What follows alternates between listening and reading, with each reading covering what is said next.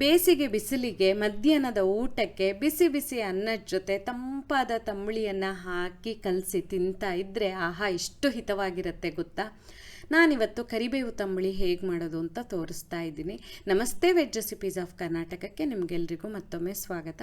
ಮೊದಲಿಗೆ ಒಂದು ಪುಟ್ಟ ಬಾಣಲೆಯಲ್ಲಿ 1 ಟೀ ಚಮಚದಷ್ಟು ತುಪ್ಪನ ಬಿಸಿ ಮಾಡಿ, ಅರ್ಧ ಚಮಚ ಮೆಂತೆ, ಅರ್ಧ ಚಮಚ ಕಾಳುಮೆಣಸು ಮತ್ತು ಅರ್ಧ ಚಮಚ ಜೀರಿಗೆನ ಹಾಕಿ ಸಣ್ಣ ಉರಿಯಲ್ಲಿ ಒಳ್ಳೆ ಘಮ ಬಂದು ಜೀರಿಗೆ ಇನ್ನೇನು ಸಿಡಿಯೋದಕ್ಕೆ ಶುರುವಾಗುತ್ತೆ ಅನ್ನೋವರೆಗೆ ಹುರ್ಕೊಳ್ತಾ ಇದ್ದೀನಿ. ಮೆಂತ್ಯ ಆಪ್ಷನಲ್ಲು. ಈಗ ಬೇಸಿಗೆ ಬಿಸಿಲು ಉಷ್ಣ ವಾತಾವರಣ ಇರೋದ್ರಿಂದ ನಾನು ಮೆಂತ್ಯ ಒಂದು ಅರ್ಧ ಚಮಚ ಸೇರಿಸ್ಕೊಂಡಿದ್ದೀನಿ. ಇಲ್ಲಾಂದರೆ ಕರಿಬೇವಿನ ತಂಬುಳಿಗೆ ಮೆಂತ್ಯ ಹಾಕೋದು ರೂಢಿಯಲ್ಲಿ ಇಲ್ಲ. ಇಲ್ಲಿ ಇದನ್ನೆಲ್ಲ ಹುರಿದಾದ್ಮೇಲೆ 1 ಹಿಡಿಯಷ್ಟು ಕರಿಬೇವನ್ನು ಹಾಕ್ಕೊಳ್ತಾ ಇದ್ದೀನಿ. ಕರಿಬೇವು ಆರೋಗ್ಯಕ್ಕೆ ತುಂಬ ಒಳ್ಳೆಯದು. ಕರಿಬೇವಿನಲ್ಲಿ ಆ್ಯಂಟಿ ಆಕ್ಸಿಡೆಂಟ್ಸು, ನಾರಿನಂಶ ಹಾಗೂ ವಿಟಮಿನ್ಗಳು ಹೇರಳವಾಗಿದೆ. ನೀವು ಬೇಕಾದರೆ ಇಂಟರ್ನೆಟ್ಟಲ್ಲಿ ಒಂದ್ಸಲ ಹುಡುಕಿ ನೋಡಿ. ನಾನು ಕರಿಬೇವಿನ ಉಪಯೋಗದ ಬಗ್ಗೆ ಮಾತಾಡ್ತಾ ಹೋದರೆ ಇಡೀ ವಿಡಿಯೋನೇ ಬೇಕಾಗತ್ತೆ.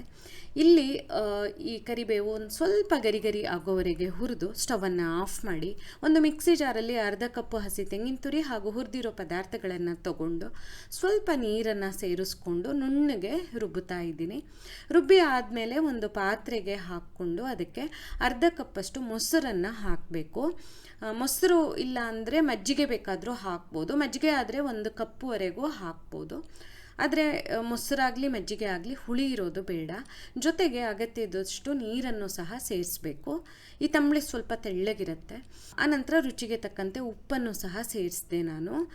ನೋಡಿ, ಇಷ್ಟು ತೆಳ್ಳಗೆ ಇರಬೇಕು ತಂಬುಳಿ ಬಹಳ ಸುಲಭವಾಗಿ ತಯಾರಾಗುತ್ತೆ.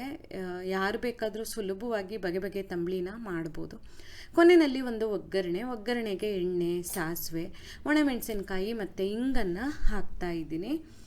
ಇಷ್ಟು ಮಾಡಿದರೆ ತಂಬುಳಿ ತಯಾರಾಗುತ್ತೆ. ತಂಬುಳಿ ಜೊತೆ ಬಡಿಸೋದಕ್ಕೆ ನಾವು ಸ್ವಲ್ಪ ಸಂಡಿಗೆನ ಹುರಿಯೋಣ. ಸಂಡಿಗೆ, ಹಪ್ಪಳ, ಪಲ್ಯ ಅಥವಾ ಬೇರೆ ಸಾಂಬಾರು ಹೀಗೆ ಯಾವುದ್ರ ಜೊತೆ ಬೇಕಾದರೂ ಈ ತಂಬುಳಿನ ನಾವು ಜೋಡಿ ಮಾಡ್ಬೋದು. ತುಂಬ ಚೆನ್ನಾಗಿ ಅನಿಸುತ್ತೆ. ನಾನಿಲ್ಲಿ Agaro Galaxy digital air fryer ಬಳಸ್ತಾ ಇದ್ದೀನಿ. ಎಣ್ಣೆ ಎಲ್ಲ ಇಡೋ ಬದಲು ನನಗಿದು ಸುಲಭ ಅಂತ ಅನಿಸುತ್ತೆ.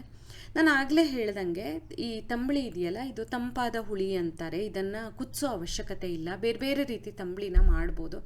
ಊಟ ಮಾಡುವಾಗ ಬಿಸಿ ಅನ್ನದ ಜೊತೆ ಮೊದಲಿಗೆ ಇದನ್ನು ಬಡಿಸ್ತಾರೆ. ಅಂದರೆ ಫಸ್ಟು ತಂಬುಳಿಲಿ ತಿಂದು ಆನಂತರ ಬೇರೆದ್ರಲ್ಲಿ ತಿನ್ನೋ ಥರ ಹಿತವಾಗಿರುತ್ತೆ, ಹೊಟ್ಟೆಗೆ ರುಚಿಯಾಗೂ ಇರುತ್ತೆ. ತರಕಾರಿ ಎಲ್ಲ ಇಲ್ಲದೆ ಇರುವಾಗ ಸುಲಭವಾಗಿ ಮಾಡ್ಬೋದು. ಮಾಡಿ ನೋಡಿ. ನಿಮ್ಗೆ ಈ ವಿಡಿಯೋ ಇಷ್ಟ ಆದಲ್ಲಿ ಲೈಕ್ ಮಾಡಿ, ಶೇರ್ ಮಾಡಿ, ಕಮೆಂಟ್ ಮಾಡಿ. ಹಾಗೆ ನಮ್ಮ ಚಾನಲಿಗೆ ಸಬ್ಸ್ಕ್ರೈಬ್ ಮಾಡೋದನ್ನು ಮರಿಬೇಡಿ. ಧನ್ಯವಾದಗಳು.